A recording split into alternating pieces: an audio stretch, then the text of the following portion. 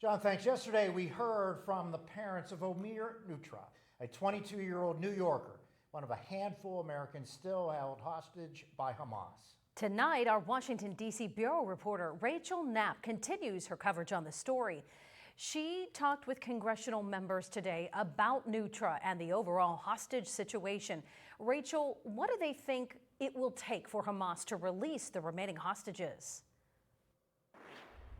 Good evening, Mike and Eva. I spoke with Senator Kirsten Gillibrand on this. She believes that Hamas will have to be coerced by some of these nations like Qatar and Egypt, but she says that Hamas considers these hostages as valuable pieces of leverage and that it's not going to be easy for them to let them go. But as the days, weeks, and now months continue to pass by with no sight of these hostages, members are growing more concerned about their health and safety. We have no information from the day Omer was abducted about what his condition is. Omer Nutra's parents haven't heard from their 22-year-old son since the day before Hamas attacked Israel in October.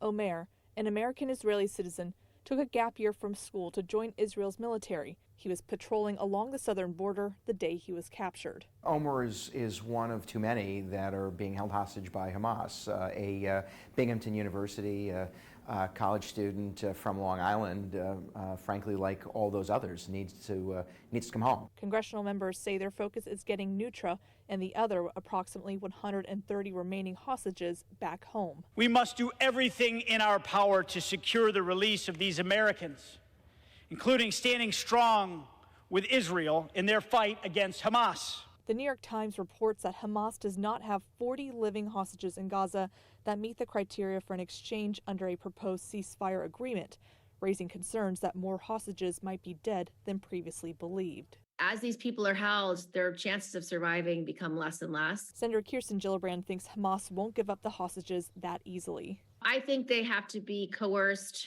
by some of these other Arab allies. I think Hamas's intention is a 100-year war. So they don't want a ceasefire. They know that these hostages are valuable.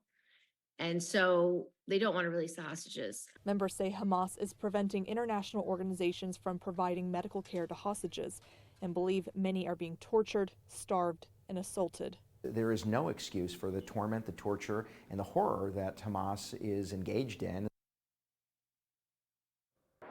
Now, officials believe that 130 people still remain in captivity in Gaza. Out of those 130, they think that 5 of them are Americans. Now, Nutra's parents tell me that they say it is now up to Hamas to go ahead and release these hostages because there is a deal on the table for them to do that. Mike, Eva, back to you.